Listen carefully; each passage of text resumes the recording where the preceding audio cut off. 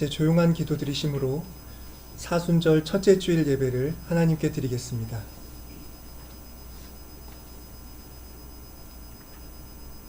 하나님의 아들이 나타나신 것은 마귀의 일을 멸하려 하심이라. 자비로우신 하나님, 거룩한 사순절, 주님 은혜를 기억하는 이 자리로 저희를 인도해 주셔서 감사합니다. 이제 시작된 사순절을 주님의 고난을 깊이 묵상하며 성령 안에서 절제하고 삶의 불의한 것들을 바로잡으며 보내고 싶습니다. 저희 걸어갈 길을 지도해 주시고 저희들이 인간의 연약함에 욕망의 얽매인 나약함에 빠져있지 아니하도록 주님의 크신 은총으로 도움을 베풀어 주시옵소서. 우리나라, 우리 공동체를 위해 근심하고 애타는 이 마음,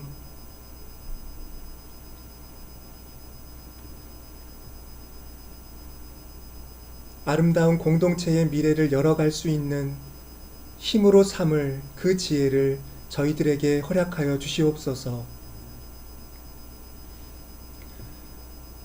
같은 시간 이 땅 위에서 주님께 예배하는 주님의 몸된 교회 가운데 성령으로 임재하사 다스리시고 인간의 모든 거짓과 욕망과 어그러진 모든 것들이 사라지고 주님이 우리 가운데 새겨주신 주님의 형상만이 드러나는 그런 변화의 은혜를 힘입을 수 있도록 도와주시옵소서.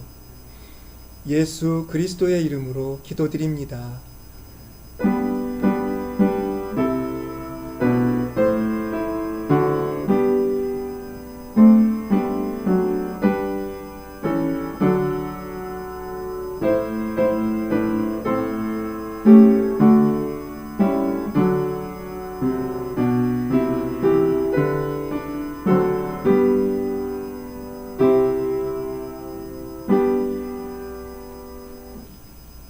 다 같이 일어서셔서 25장 찬송하겠습니다.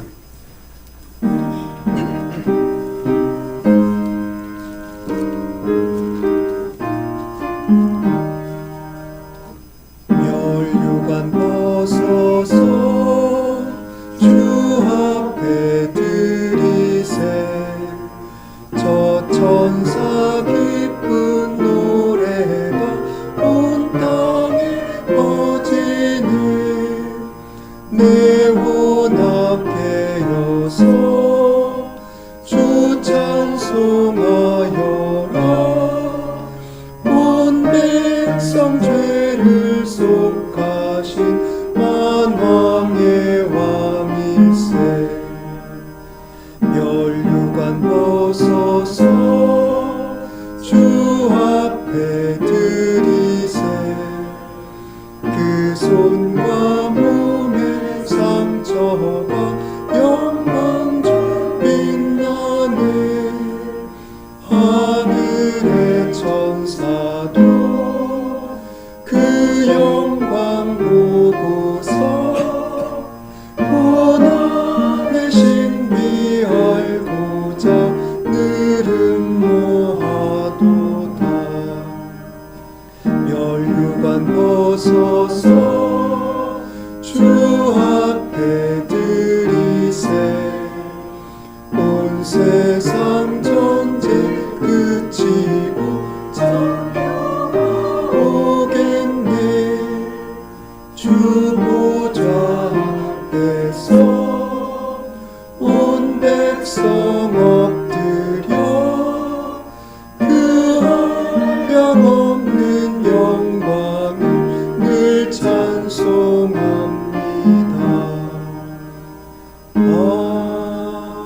아멘. 성시교독은 124번입니다. 124번 사순절 첫 번째입니다.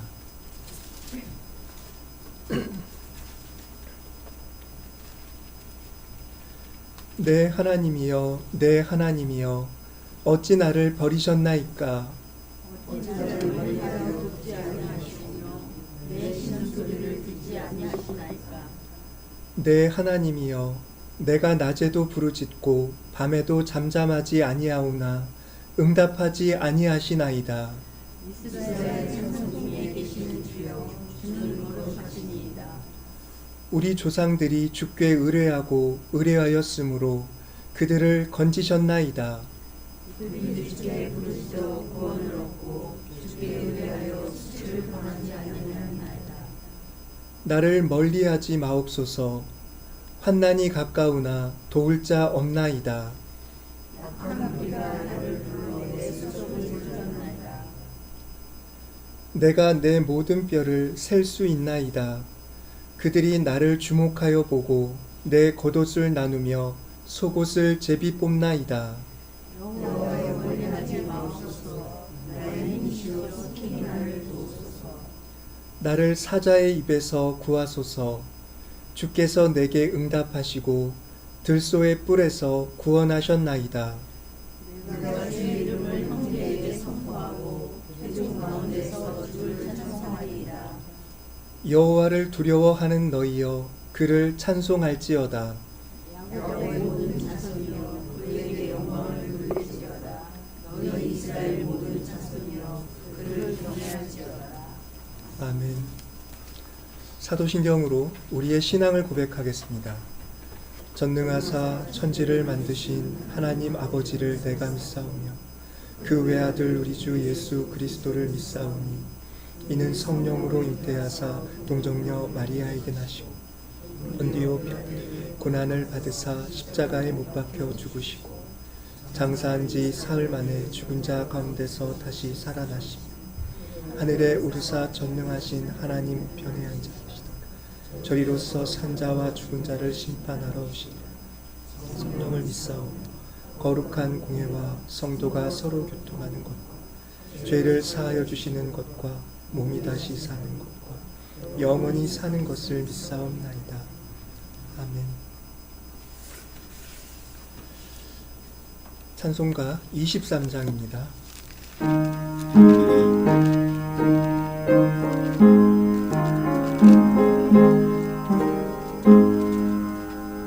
만님이 내게 있으면 그 입 닫아지고 내 구주 주시는 종을 늘 찬송하겠네. 내 은혜로우신 하나님 날 도와주시고 그 크신 영광 널리 펴 알게 하소서. 내 주의 귀한 이름이 날 위로하시고 이 귀의 음악 같으니 참 희락되도다. 내 죄의 권세 깨뜨려 그 결박 부시고 이 주한 마음을 비로소 못 참게 하셨네. 아멘.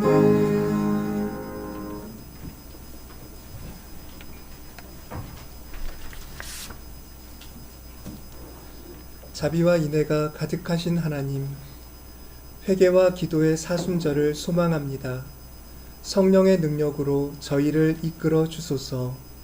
그리스도께서 감당하신 십자가의 고난과 영원 중에 부활하신 생명의 힘을 주소서. 더 깊이 들어가는 전개가 되게 해주소서. 안목의 정욕과 세상의 소욕에 얽매여 방일하던 악습을 끊어내도록 도와주소서. 기도의 골방으로 돌아가게 해 주소서. 주님의 저에게 눈부셔 보여주시다. 이 시대의 어둠이 저희의 눈과 마음을 덮여 한밤을 의식하지 못하고 있습니다. 미움의 미움을, 증오의 증오를 더하는 어둠의 싸움에서 저희를 건져 주소서.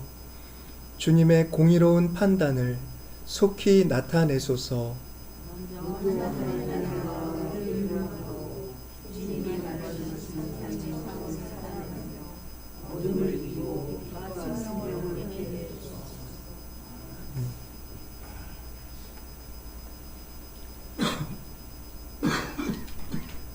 자비로우신 하나님,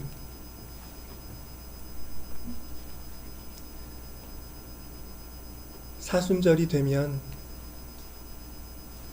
4월의 아픈 일들이 저희들의 마음을 누르며 우리들의 삶을 돌아보게 하고 우리를 구원하실 하나님의 손길을 바라게 하는 그런 절기를 저희들이 맞이해 왔습니다. 올해 사순절에도 저희들이 처한 정치적 위기와 우리 공동체의 근간이 흔들리는 많은 사태로 인해 저희들의 마음이 무겁고 또 어려움을 느낍니다. 세상의 위정자들은 사람들을 섬기지도 평화의 길로 이끌지도 않고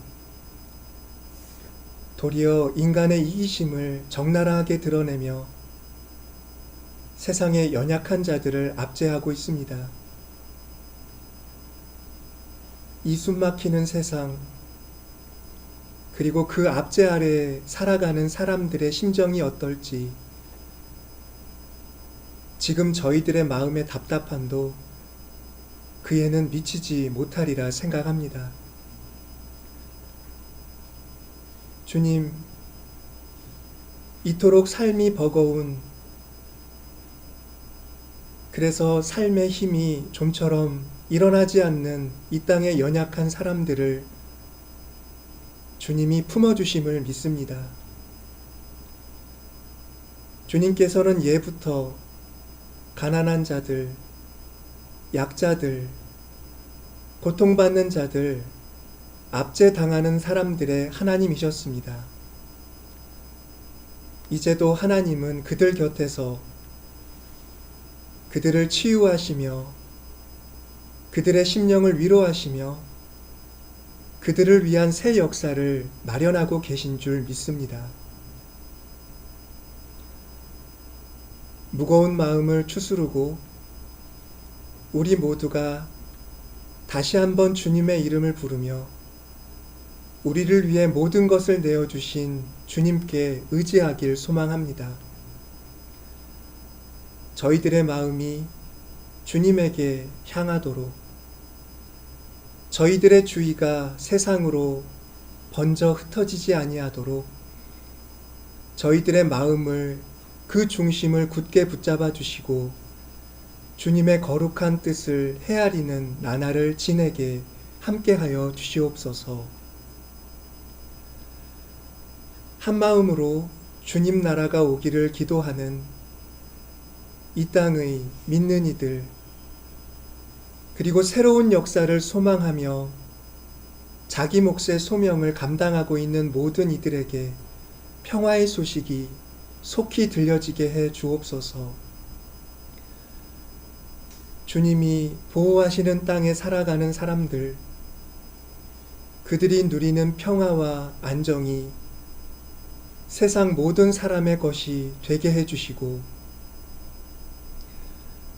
주님의 뜻을 거슬러 이웃에게 행했던 악을 뉘우치고 회개하고 통회하는 그런 회개의 사순절을 보내도록 거룩하신 성령께서 저희와 동행하여 주시옵소서. 한 마음으로 한 뜻이 되어 주님이 기뻐하시는 일을 행하게 해 주시옵소서. 서로 만날 때 따뜻한 마음을 나눌 수 있게 해 주옵소서. 위기에 처한 이들을 보듬어 안는 그런 따뜻한 마음과 넓은 손길을 저희 모두가 가질 수 있도록 인도해 주소서.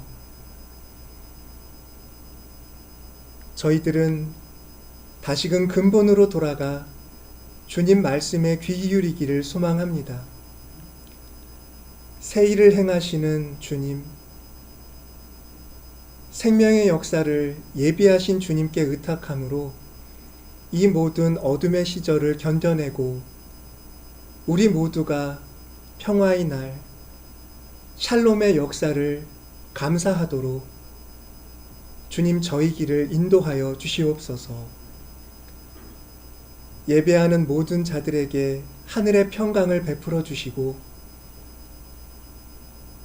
행여 우리들 마음속에 도사리고 있는 악한 마음과 이기심과 폭력성과 비인간적인 모든 것들이 주님의 놀라운 능력에 불살라져 우리가 정화되는 놀라운 은총을 힘입는 예배를 드리도록 이끌어 주시옵소서. 예수 그리스도의 이름으로 기도드립니다.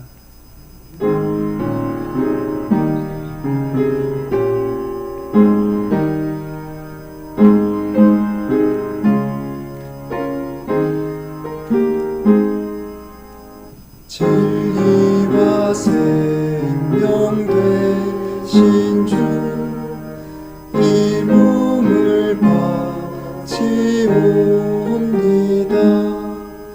믿음과 소망 사랑에 한 마음 되게 하소서.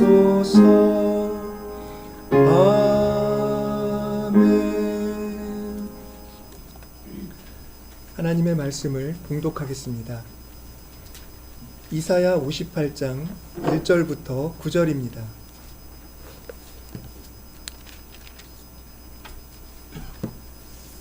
이사야 58장 1절부터 9절, 9절 상반절까지 읽겠습니다. 크게 외치라, 목소리를 아끼지 말라. 내 목소리를 나팔같이 높여 내 백성에게 그들의 허물을, 야곱의 집에 그들의 죄를 알리라.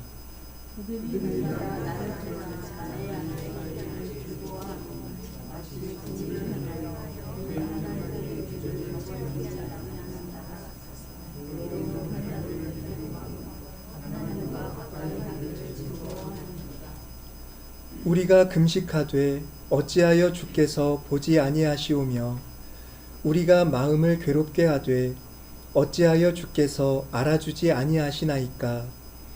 보라, 너희가 금식하는 날에 오락을 구하며 온갖 일을 시키는도다.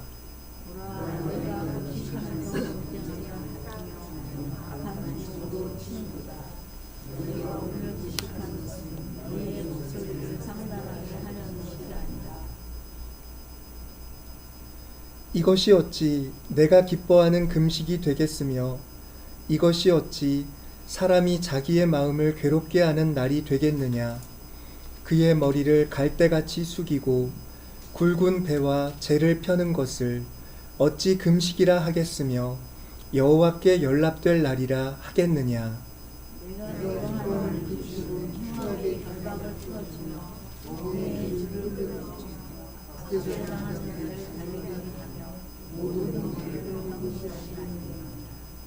또 줄인 자에게 내 양식을 나누어 주며 유리하는 빈민을 집에 들이며 헐벗은 자를 보면 입히며 또 내 골육을 피하여 스스로 숨지 아니하는 것이 아니겠느냐.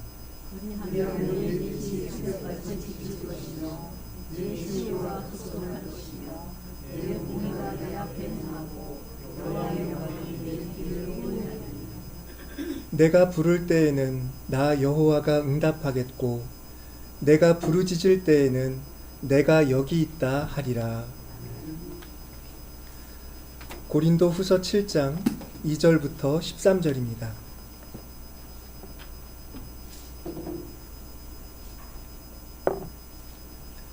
마음으로 우리를 영접하라. 우리는 아무에게도 불의를 행하지 않고 아무에게도 해롭게 하지 않고 아무에게서도 속여 빼앗은 일이 없노라.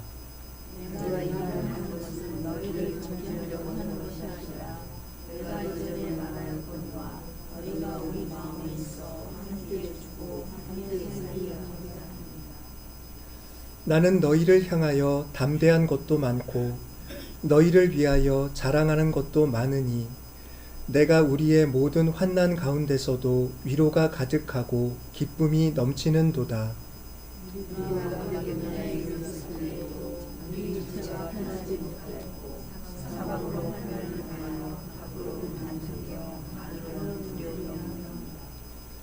그러나 낙심한 자들을 위로하시는 하나님이 디도가 오므로 우리를 위로하셨으니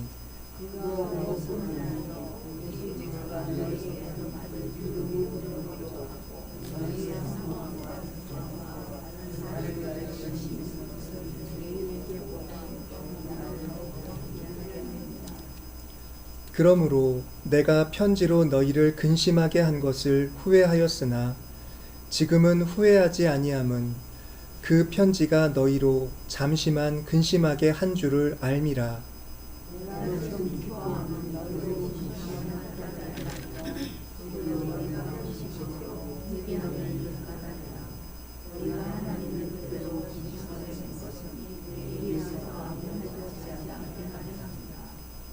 하나님의 뜻대로 하는 근심은 후회할 것이 없는 구원에 이르게 하는 회개를 이루는 것이요 세상 근심은 사망을 이루는 것이니라.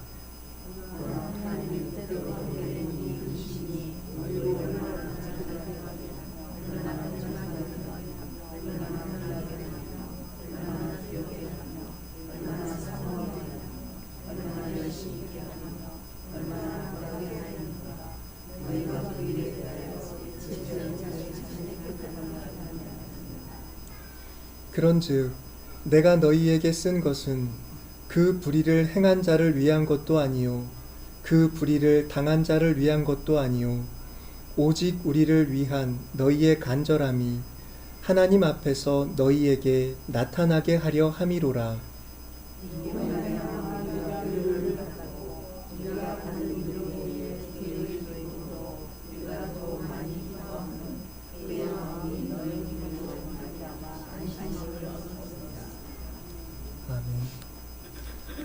마태복음 6장 16절부터 18절입니다.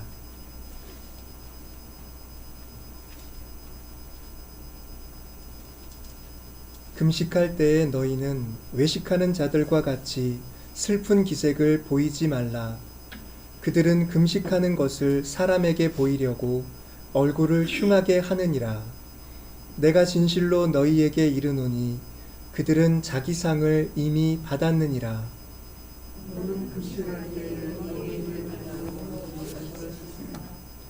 이는 금식하는 자로 사람에게 보이지 않고 오직 은밀한 중에 계신 내 아버지께 보이게 하려 함이라. 은밀한 중에 보시는 내 아버지께서 갚으시리라. 이 시간에는 성가대의 찬양이 있겠습니다.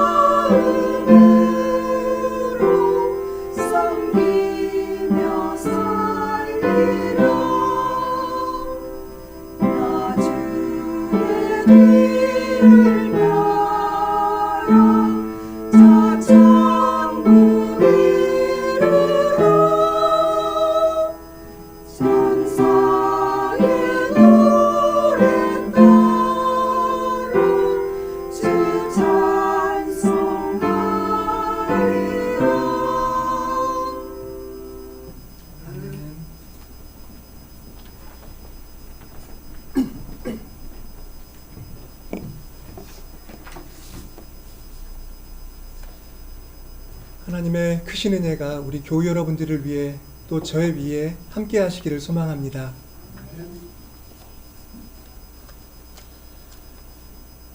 오늘 사순절 첫째 주일입니다. 사순절은 영적 여행이라고 일컬어집니다. 아마도 사순절을 신앙의 훈련의 기회로 삼는 그런 교회의 전통이 있기 때문일 것입니다. 사순절을 영적 여행이라고 할 때 그 목적지는 그리 멀리 있지 않습니다. 부활절이 바로 이 사순절의 목적지입니다. 예수 그리스도의 부활은 우리가 믿는 복음의 총화라고 말할 수가 있겠지요. 그렇기 때문에 사순절은 그 부활의 완성, 예수 그리스도께서 죽음에서 부활하심으로 세상에 나타내신 그분의 구원과 그분의 계시를 더 가까이 그리고 우리 삶에 이루기 위하여 우리가 준비하고 나아가는 여정이라고 말할 수가 있을 것입니다. 그런데 사순절을 그와 같은 교회 전통의 본래적 의미로 지키는 것은 그렇게 쉬운 일은 아닌 것 같습니다. 한 부분만 예로 든다면 전통적으로 사순절은 금식과 묶여 있는데요. 오늘날 개신교인들은 금식에 대해 많은 경험이 없고 또 대개 교회에서도 금식을 가르치지도 또 하도록 그런 계기를 마련하는 일도 적기 때문에 이 사순절 첫째 주일부터 금식에 관한 말씀을 듣고 그 사순절에 첫걸음을 깊이 내딛는 일은 어떤 문턱이 있다는 느낌을 우리는 받을 수밖에 없는 형편입니다. 저도 얼마 전에 안 사실입니다만 우리나라 개신교 장로교 합동 측에서는 사순절을 로마 가톨릭 교회 유산이다라고 치부해서 1999년도 총회에서 사순절을 지키지 않도록 결의를 했다고 합니다. 그러니까 사순절을 폐지했다는 것이지요. 그 결의문을 찾아봤더니 금식을 약간 미신적 성격을 띤 행위로 여겨서 온전한 금식을 하지 못할 바에는 아예 안 하는 게 낫다, 이렇게도 말하고 있었는데요. 과연 교회가 그동안에 행해온 금식 그리고 사순절이 그렇게 미신적인 것인지, 그 사람들의 그런 판단과 이해가 맞는 것인지 의심이 생겼었습니다. 제가 깊이 알지는 못하지만 그렇게 사순절을 무의미하게 여기고 또 금식을 그렇게 미신적으로 치부하는 것은 사순절과 부활절의 관계, 그 밀접한 관계를 이해하지 못했거나 아니면 금식의 의의를 한 번도 체험한 적이 없기 때문이 아닐까. 그들은 금식을 미신이라고 하기 전에 올바른 금식에 대해 연구하고 그것을 실천해 봐야 하지 않았을까? 이런 아쉬움이 좀 생겼습니다. 초기 교회에서 사순절의 주된 목표는 부활절에 세례받는 사람들을 준비시키는 것이었습니다. 우리가 세례받을 때 고백하는 것처럼 낡은 사람, 옛 사람으로서는 죽고 그리스도의 부활을 통해 새 사람으로 거듭나는 그런 세례로 나아가기 위해 준비하는 과정이 사순절이었습니다. 그런데 현실에서는 세례를 받았다고 해서 완전히 거듭난 존재처럼 온전한 삶을 사는 사람은 거의 없습니다. 그 때문에 사순절은 세례의 의미를 기억할 필요가 있는 모든 신자들을 위한 절기로 발전해 온 것입니다. 다만 부활절의 세례를 지원한 사람들만이 아니라 모든 사람이 이 사순절의 의의로 돌아가야 하고 그리고 그렇게 부활절을 준비하고 자기가 받은 세례를 그 의미를 되새길 필요가 있다라는 가르침으로 변화해 온 것입니다. 여러분, 우리의 낡은 삶, 죄의 삶, 세속적인 삶, 그것은 쉽게 정복이 되지 않습니다. 그런 삶에서 우리를 건지시려고 예수 그리스도께서 세상에 오셨고 그리고 죽으셨고 또 부활하셨음에도 불구하고 우리는 그 부활의 능력과는 상관없다는 듯이 살아가는 날들이 많습니다. 항상 죄에 유혹받고 흔들리고 후회하고 또 마음속 한켠에는 죽음에 대한 깊은 공포를, 두려움을 안고 우리들이 살아가고 있는 것입니다. 그렇기 때문에 우리 그리스도인들을 부활의 계시로 돌아가게 할 도움이 우리에게는 필요한 것입니다. 사순절이 그리고 바로 그러한 도움이라고 말할 수가 있는 것입니다. 사순절은 우리를 부활절을 준비하는 삶으로 돌아오게 하는 도움입니다. 한 예배신학자가 그런 의미를 부각시켜서 사순절을 이렇게 설명합니다. 사순절은 우리에게서 예수 그리스도의 부활을 최종적으로 완성하려는 교회의 끈질긴 노력이다 라고 얘기합니다. 교회가 왜 사순절을 마련하고 왜 사순절의 훈련으로 우리를 부르나? 그것은 우리에게서 예수 그리스도의 부활을 완성하기 위한 것이다 라는 말씀입니다. 지금도 교회는 그 노력을 하고 있다고 말할 수가 있을 것입니다. 사순절이 금식과 연결된 데에는 예수님이 하신 말씀에 성서적인 근거가 있습니다. 예수님은 너희는 신랑을 빼앗길 때에는 금식하리라 라는 말씀을 하신 바가 있습니다. 우리가 알고 있는 것처럼 예수님은 광야에서 금식하셨습니다. 그럼에도 제자들에게는 금식하라고 요구하신 적이 없습니다. 그러나 당신께서 돌아가시면 그때에는 너희들도 금식하리라 라고 말씀하신 것입니다. 그러므로 예수님의 고난과 죽음을 따라가는 이 사순절이 자연스럽게 금식과 연결이 된 것입니다.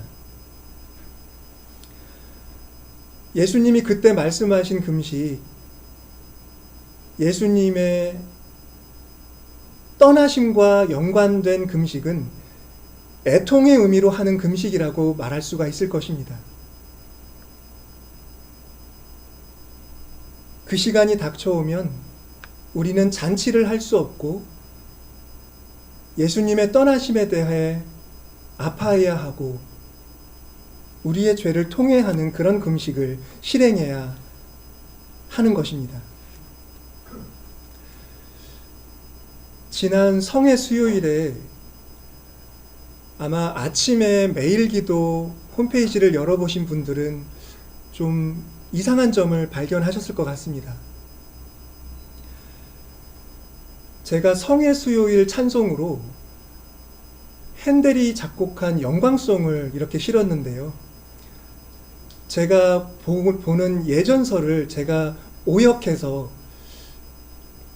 영광송을 이제는 하지 않는다라는 말을 영광송을 해야 한다는 말로 잘못 읽어서 그 아침에 영광송을 성회 수요일의 찬송으로 실었던 것입니다.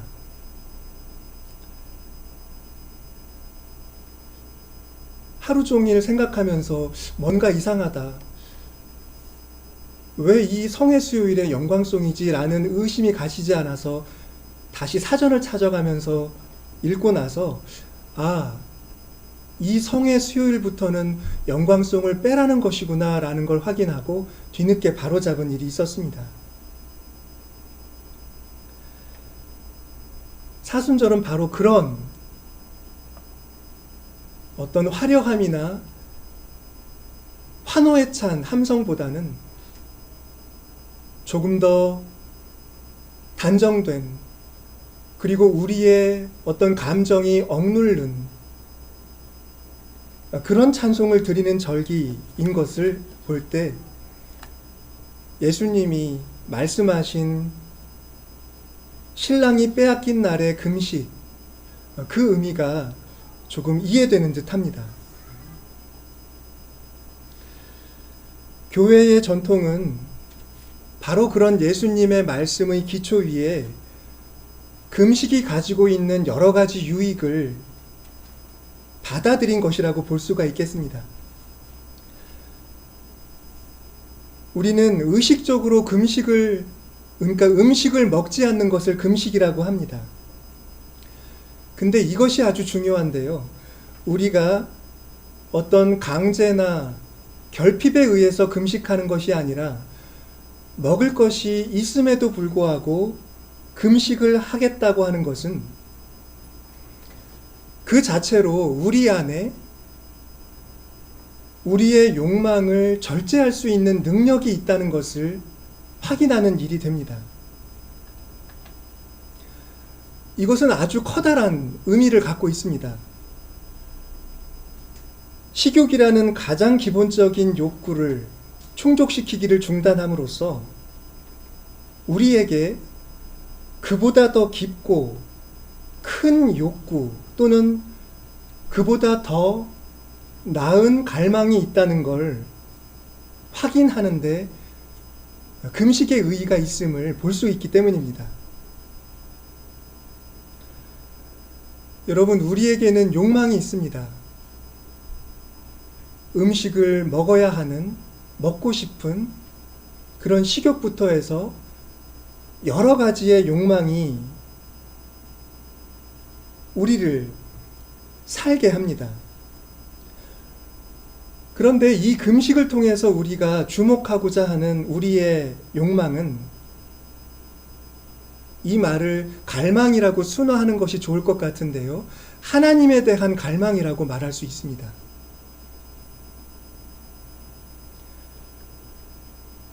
식욕을 비롯한 이런저런 욕망과 갈망을 절제함으로써 우리 안에 있는 하나님에 대한 갈망을 확인하고 그 갈망을 더 활성화시키는 것, 그것이 금식의 작용입니다.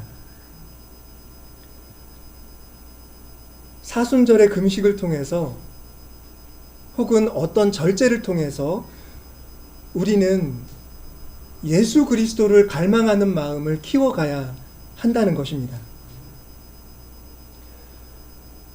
예수 그리스도를 보고 싶은 마음,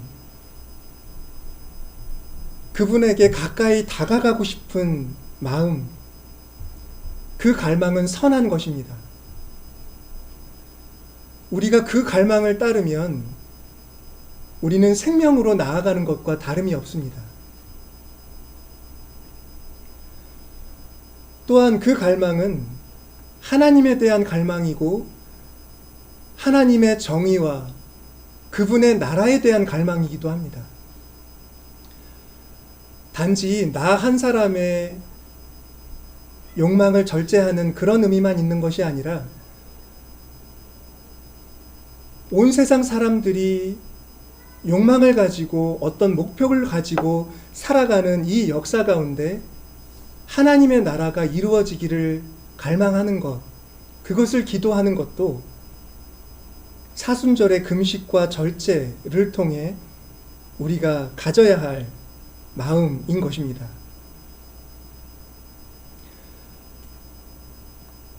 그렇게 본다고 한다면 금식은 우리 속에서 계속 솟아나는 많은 갈망들을 정돈하고 하나님을 향한 참된 갈망을 격려하는 그런 일이라고도 말할 수 있습니다. 참된 갈망을 향하여 돌아서는 행위, 그런 의미에서는 금식은 그 자체로 회개의 행위라고도 말할 수가 있습니다. 그러므로 우리는 금식을, 만약에 우리가 금식을 올바르게 행할 수만 있다면 금식은 우리 안에 있는 참된 갈망을 확인하게 해주고, 그리고 그 갈망을 따라 그리스도께로, 하나님께로 우리를 이끌어주는 좋은 선한 일이 될 수가 있는 것입니다. 아마도 이것이 교회가 금식을 버리지 않는 이유가 아닐까 합니다. 오늘 마태복음 본문의 말씀은 예수님이 금식에 대하여 하신 말씀이지만 사실 내용을 보면 금식 자체보다는 위선자들의 과시, 그리고 외식, 가식과 싸우라는 그런 가르침을 주시는데 초점이 놓여져 있습니다. 제자들은 겸손해야 하고, 그리고 아무것도 외식으로 하려 해서는 안 된다는 것입니다. 모든 행위에 있어서 제자들은 진실해야 함을 가르치신 것입니다.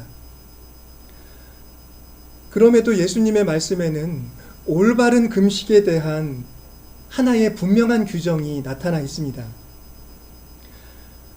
올바른 금식은 사람에게 보이기 위해 하는 것이 아니라 은밀한 중에 계신 내 아버지께 보이려고 하는 것이라야 한다라는 말씀입니다.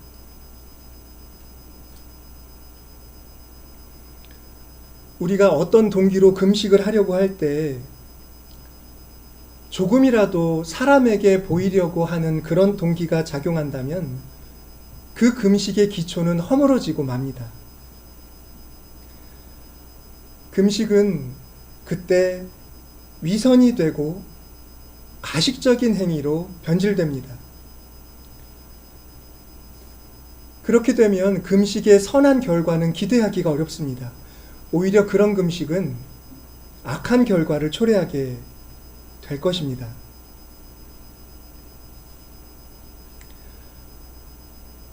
그 사람의 마음에 하나님에 대한 갈망도 없고 하나님의 뜻도, 하나님의 나라를 구하는 아무 소원이 없음에도 금식하면서 자기가 하나님께 나아가고 있다는 듯이 행동하는 것은 사람을 속이고 또 하나님을 속이는 일이 될 수밖에 없는 것입니다. 그렇게 되면 금식은 절제나 금욕의 행위가 아니라 또 다른 욕망의 행위, 그런 것밖엔 되지 못할 것입니다. 그렇기 때문에 우리가 어떤 이유로, 어떤 동기로 개인적으로 금식을 하려고 한다면 우리는 그 금식에 대해 침묵해야 합니다. 누구에게 말하지 말고 금식하는 티를 내지 않고 홀로 묵묵히 그 금식을 수행해야 하는 것입니다.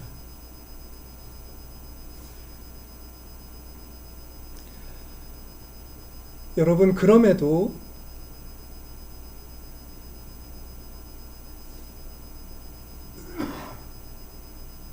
우리는 때때로 금식하는 것을 함께 나누고 함께 금식할 필요가 또 있습니다.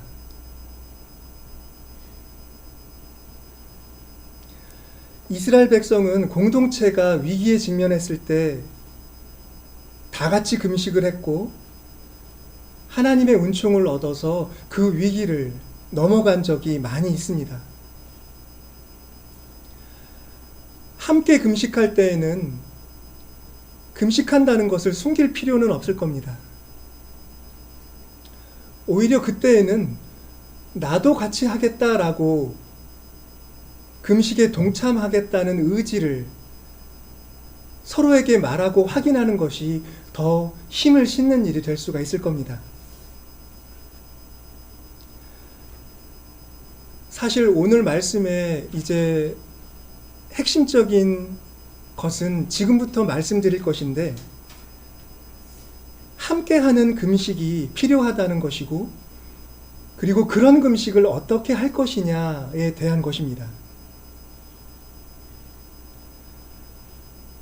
함께하는 금식에서 중요한 것은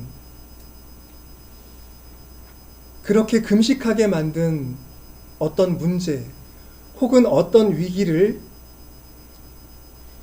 해결해 나가려는 공동체의 의지를 분명히 하고 구체적으로 그 문제를 바로잡는 행위가 동반되어야 한다는 그 점에 있습니다. 오늘 이사야서에서 우리가 하나님이 기뻐하시는 금식에 대한 말씀을 들었습니다. 지금 이스라엘 백성은 다 함께 금식하고 있습니다. 그런데 그들의 금식에 바로 그 차원이 빠져 있었습니다. 금식을 해야만 했던 그 위기, 그 문제를 해결해 나가려는 실천이 없었던 겁니다. 그들은 금식하는 날에도 오락을 즐겼고 자기 밑에서 일하는 일꾼들을 압제했다는 것입니다. 그들이 금식을 위해 머리를 숙이고 있고 베옷을 입고 재를 펴고 앉아 있었어도 그들의 마음속에는 그 무엇도 바로잡을 생각이 없었습니다. 그날에도 폭력이고 그날에도 소유를 늘릴 생각뿐이었던 겁니다.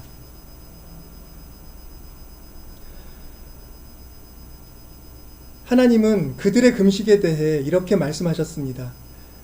이것이 어찌 내가 기뻐하는 금식이 되겠으며 이것이 어찌 사람이 자기의 마음을 괴롭게 하는 날이 되겠느냐라고 말씀하신 겁니다.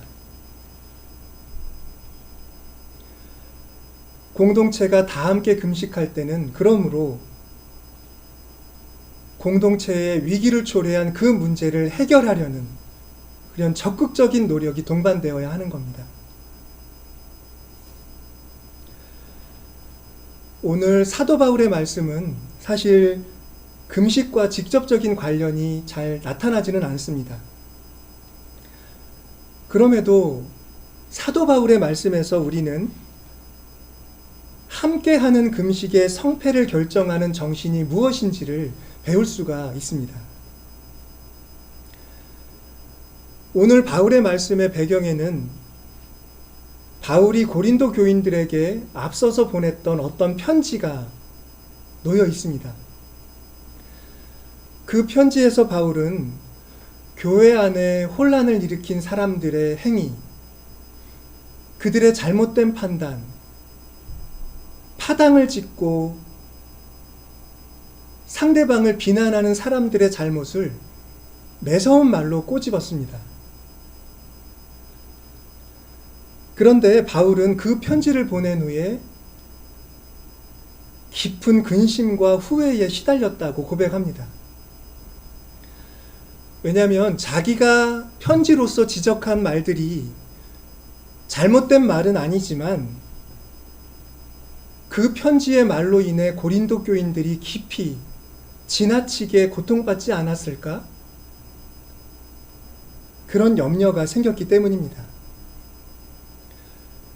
그런데 바울이 가지고 있던 근심, 내가 말을 좀 더 따뜻하게 표현해 볼 수 있지 않았을까 하는 그런 후회, 그 근심과 후회를 해소시킨 일이 있었는데, 그것은 고린도 교회를 방문했던 디도가 고린도 교인들의 반응을 바울에게 말해준 것이었습니다. 디도가 가져온 소식은 이런 것입니다. 고린도 교인들이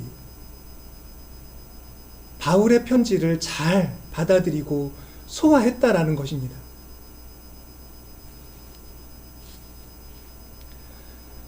바울은 고린도 교인들이 자신의 견책을 잘 받아들였다는 소식을 듣고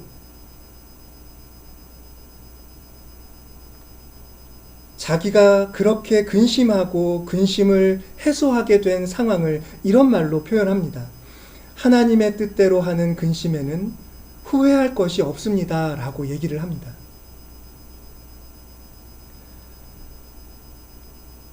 비록 말이 고린도 교인들을 찌르기는 했을지 몰라도 그 말로 인해 고린도 교인들이 자신들을 돌아보게 됐고 그 문제를 바로잡게 됐고 그리고 문제를 일으킨 사람을 징계하게 됐으니 그렇게 문제를 바로잡았으니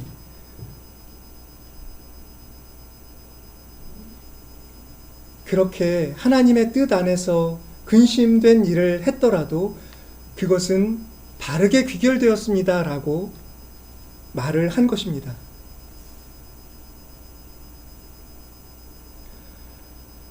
(11절) 말씀입니다. 보라, 하나님의 뜻대로 하게 된 의 근심이 너희로 얼마나 간절하게 하며 얼마나 변증하게 하며 얼마나 분하게 하며 얼마나 두렵게 하며 얼마나 사모하게 하며 얼마나 열심 있게 하며 얼마나 벌하게 하였는가. 너희가 그의 일에 대하여 일체 너희 자신의 깨끗함을 나타내었느니라 라고 말합니다. 고린도 교인들은 바울의 뼈아픈 질책을 수용하고 교회 안에 있는 문제들을 그렇게 바로잡는 실천을 했다는 것입니다. 바로 이러한 노력이 이사야서에서 읽은 이스라엘 백성의 금식에 빠져 있었던 요소라는 것입니다.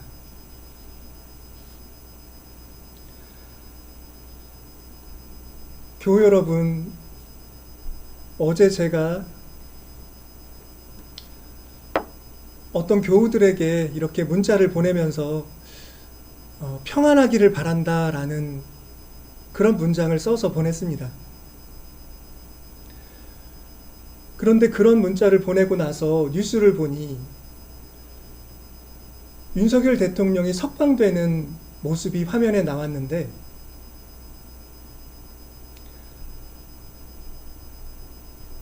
평안하기를 바란다는 그 말이 좀 틀렸다. 이런 생각이 들었습니다. 근래에 느껴보지 못한 어떤 분노 그리고 근심이 마음에 차올랐기 때문인데요.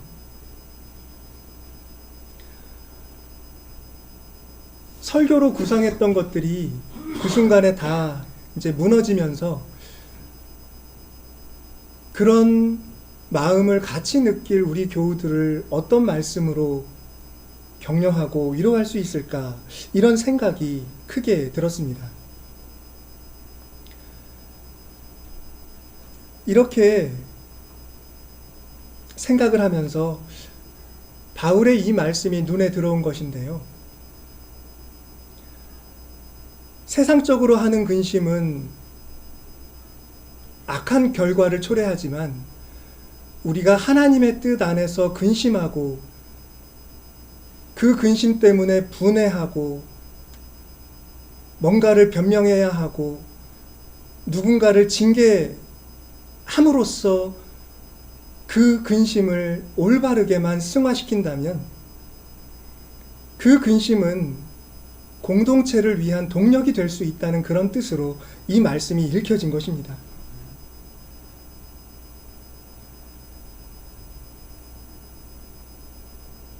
김교신 선생님의 일기에 대해서 전에 말씀드린 적이 있는데 이 말씀만 전하고 설교를 마무리하겠습니다. 김교신 선생님은 일기를 성서조선이라는 잡지에 실어서 근황을 알리는 용도로 사용을 했습니다. 그래서 그 일기가 일기만 묶인 것이 책으로 3권이 됩니다.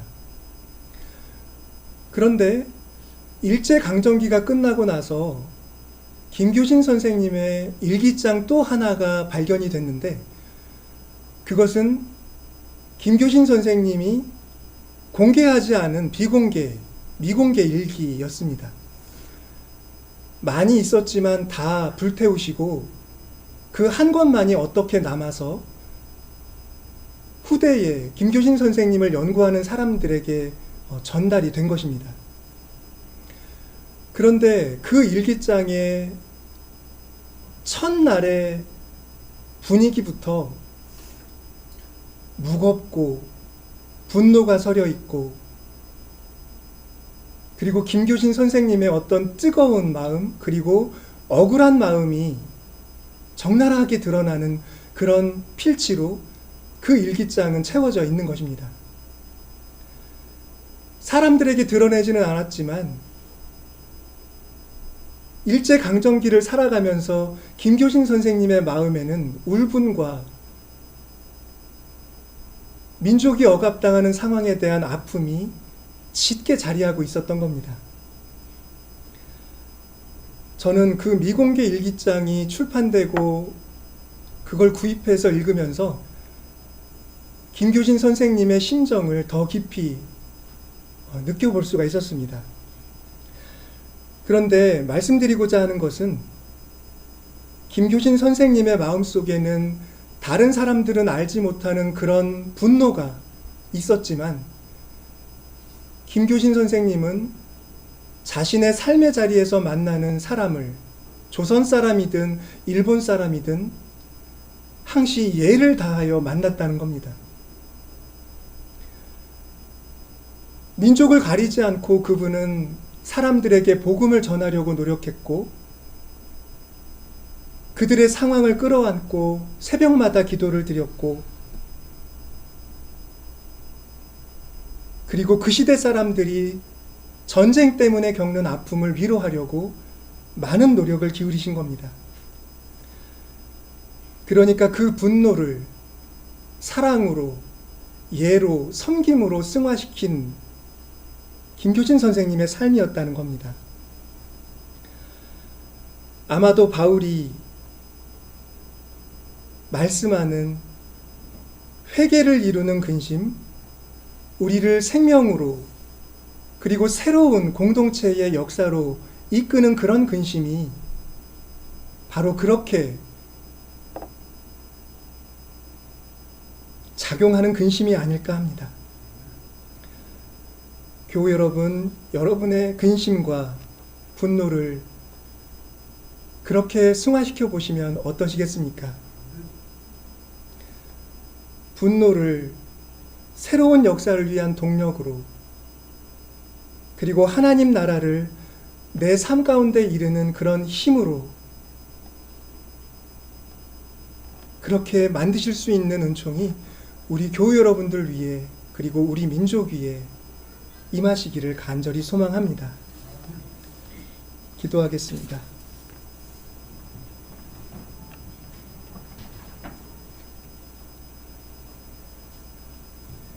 자비로우신 하나님, 주님을 의지하고 살아가는 이 삶에 대해, 이런 은총에 대해 우리가 감사하고 찬송을 드립니다. 때로는 감당하기 어려운 일들이 몰아닥쳐 와서 어떻게 그런 상황 속에서 살아갈 수 있을까, 그런 걱정이 되는 사람들의 모습도 보게 됩니다. 그만큼은 아니지만 저희들에게도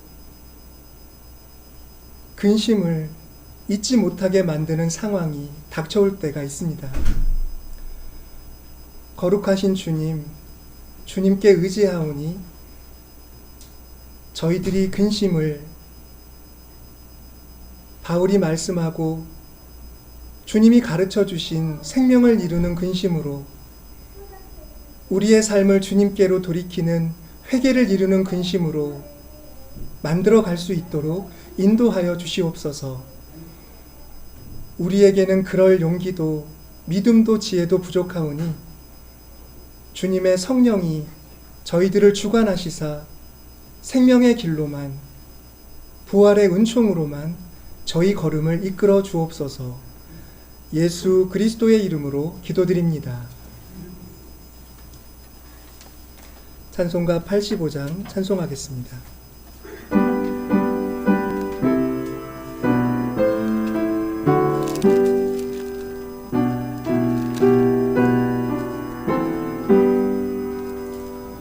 구주를 생각만 해도 이렇게 좋거든. 주 얼굴 배울 때에야 얼마나 좋으랴. 만민의 구주 예수의 귀하신 이름은 천지에 있는 이름 중 비할 데 없도다. 참 회개하는 자에게 소망이 되시고 구하고 찾는 자에게 기쁨이 되신다. 예수의 넓은 사랑을 어찌 다 말하랴. 주 사랑 받은 사람만 그 사랑 알도다. 사랑의 구주 예수여 내 기쁨 되시고 이제로부터 영원히 영광이 되소서. 아멘.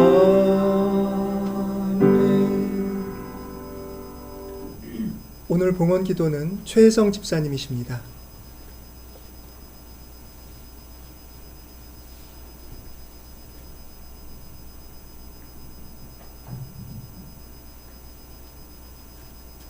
주님,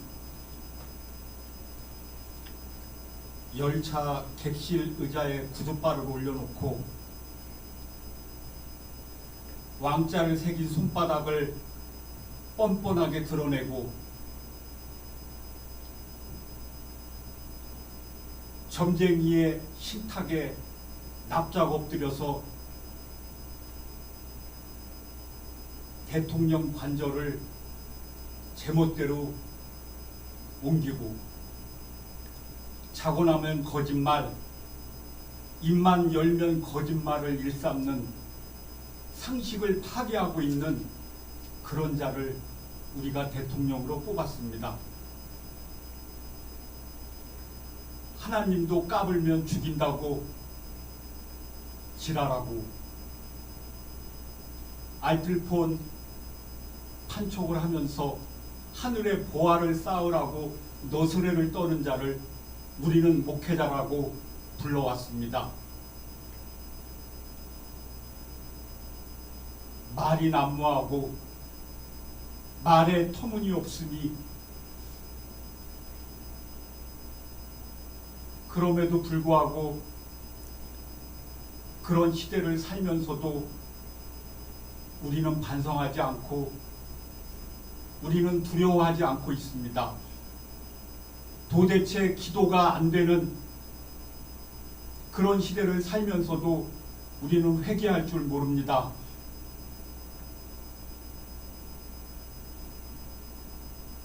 귀에 들리지 않고 눈에 보이지 않지만 늘 상식 속에서 우리와 함께 하시는 주님,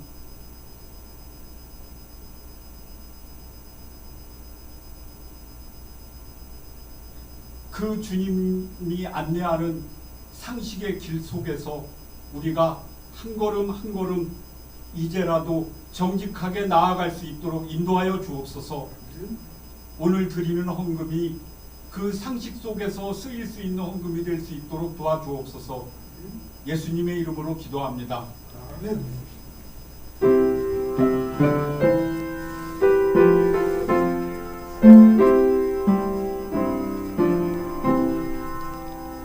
날 위하여 십자가에 피 흘리신 주 예수의 은혜로서 인치시고 내 모든 것 주 예수유 삼으소서. 주 날 위해 의하신 리사 이 내 몸을 피값으로 사셨으니 내 생명도 주 예수께 바치니다.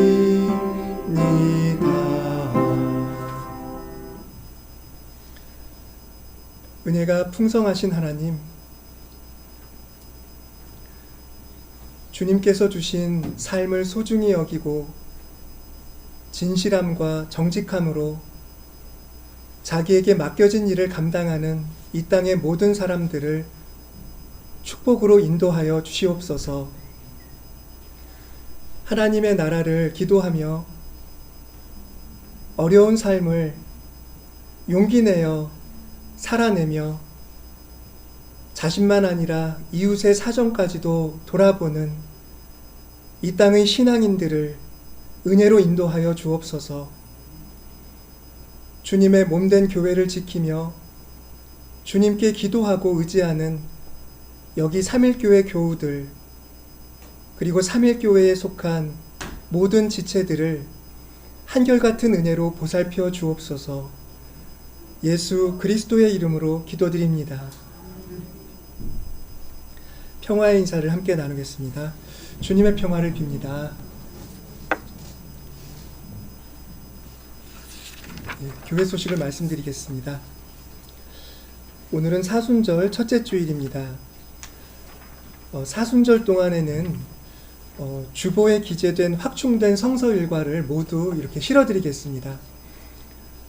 일상 속에서 이렇게 휴대폰으로 말씀을 묵상하실 때 이 교회력의 인도를 받는 그런 은총을 우리 교우들이 함께 누릴 수 있었으면 좋겠습니다. 서울로의 선교정책 간담회가 제가 지난주에 일정을 착오하고 광고를 드렸었는데요. 이번 주 화요일에 경동교회당에서 있습니다. 네, 이제 자리에서 일어서셔서 325장 찬송하겠습니다.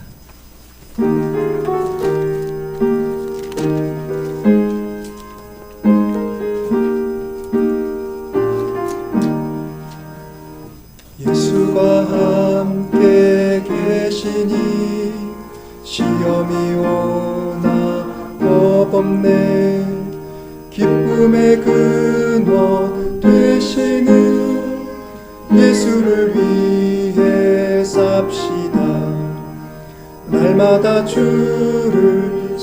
섬기며 언제나 주를 기리고 그 사랑 안에 살면서 딴 길로 가지 맙시다. 이 세상 사는 동안에 주 이름 전파하면서 무한한 복락 주시는 예수를 위해 삽시다.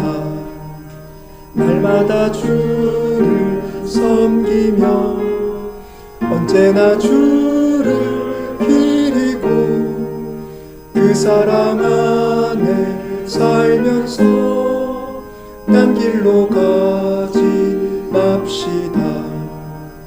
이 세상 친구 없어도 예수는 나의 친구니 불의한 일을 버리고 예수를 위해 삽시다. 날마다 주를 섬기며 언제나 주를 기리고 그 사랑 안에 살면서 딴 길로 가지 맙시다. 주께서 심판하실 때 잘했다 칭찬하리니 이러한 상을 받도록 예수를 위해 삽시다. 날마다 주를 섬기며 언제나 주를 기리고 그 사랑 안에 살면서 딴 길로 가지 맙시다. 주 예수 그리스도의 은혜와 하나님의 영원하신 사랑과 성령의 교통하심이 사순절을 출발하며 주님의 성령이 온 시간을, 온 삶을 이끌어 주시기를 기도하는 여기 모든 성도들의 삶 위에와 근심 속에도 근심에 짓눌리지 않고 하나님의 나라를 바라며 간구하는 이 땅 모든 사람들의 삶과 노력 위에 이제로부터 영원히 함께 계시기를 간절히 축원하옵나이다.